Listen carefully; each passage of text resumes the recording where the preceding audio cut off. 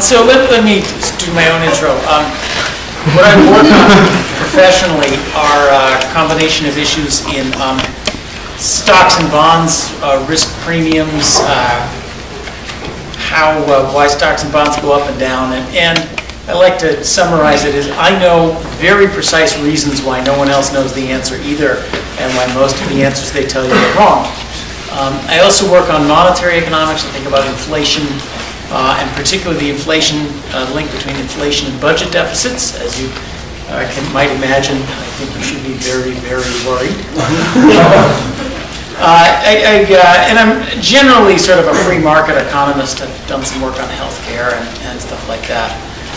Politically, I'm more libertarian than anything else, which we can talk about if you feel like that, talking about that too. So that might give you some sense of where you can ask questions that I might have something of an informed answer, but like all other faculty here, I'm happy to spout off my opinions on any topic.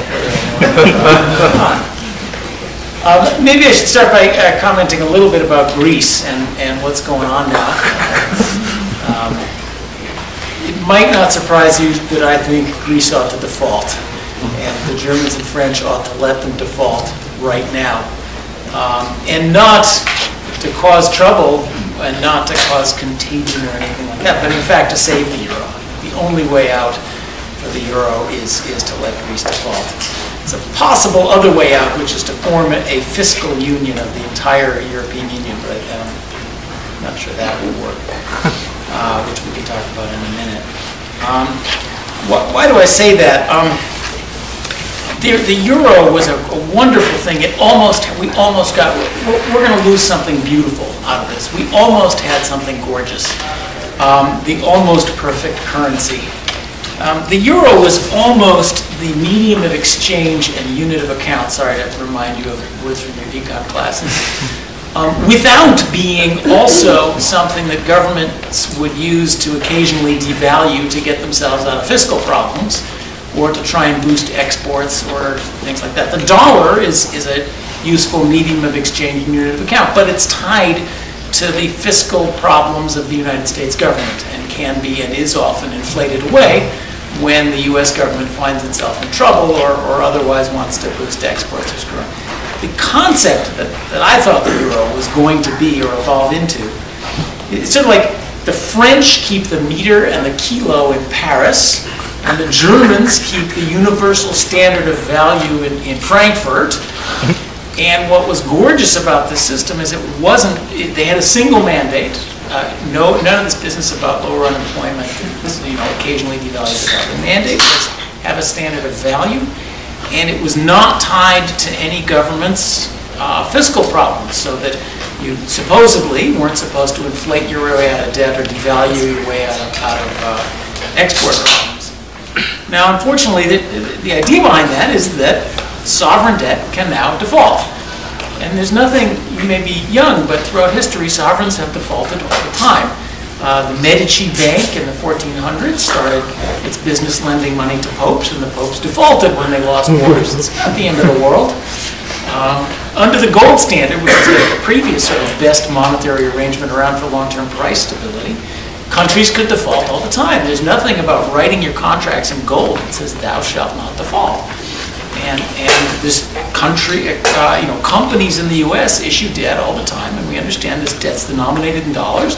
There's no threat to the dollar if GM goes bankrupt. Unfortunately they bailed that one out. I chose a bad example, but you get the picture. States and municipalities have defaulted. And we're not even talking about default.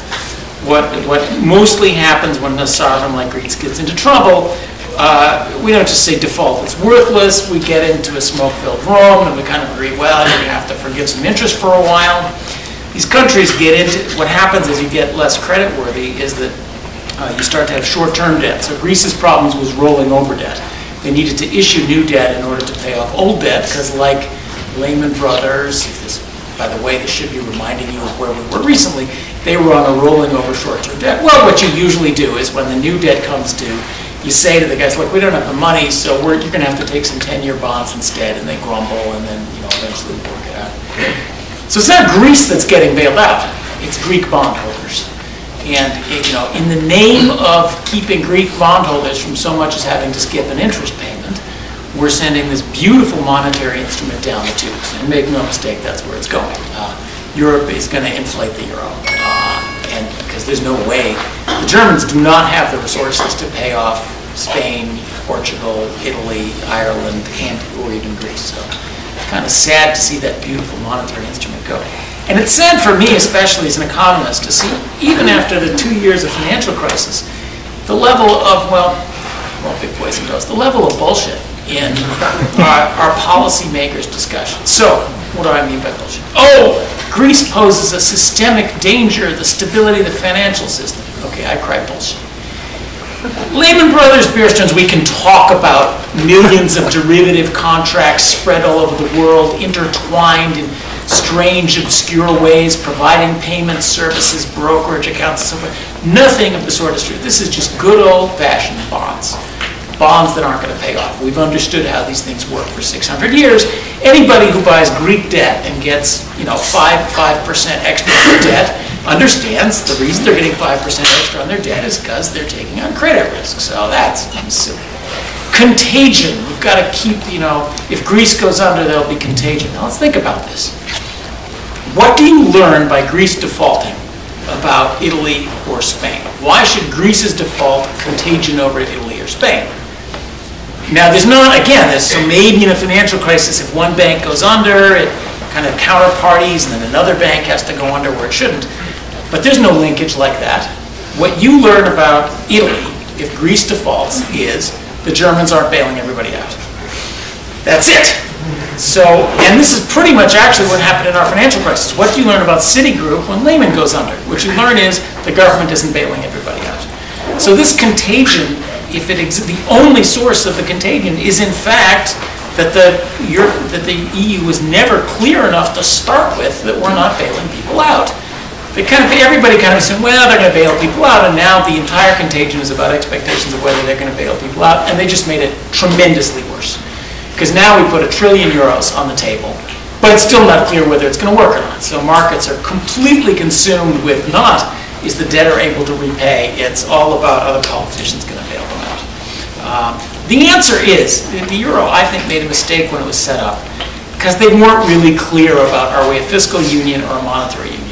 Because they shouldn't have put in the debt limits.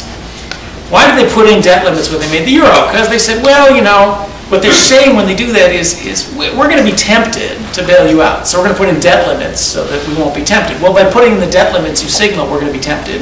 And of course, the minute anything happened, they were tempted. What they should have done is said the euro is a monetary union. It is a unit of account and medium of exchange. It has nothing to do with sovereign debts. We're not putting any debt limits because we're not going to bail you out afterwards. Had they done that, we wouldn't be here right now. We would have had a quiet little 2-bit sovereign default and no global crisis.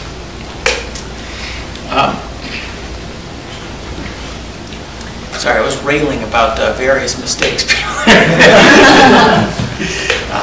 So, in sum, I think the only answer is to give up on this bail everybody out routine and go back to making the euro what it could have been. I doubt they're going to do it, and now that the European Central Bank is going to buy up, they said we're going to buy up debts of these failing countries. The only result that can be is a large inflation of the euro to inflate away the whole debt, and then the project kind of ends. Now, perhaps, let me try to put a positive spin on it. I think this was the intent all along. The euro would not be, my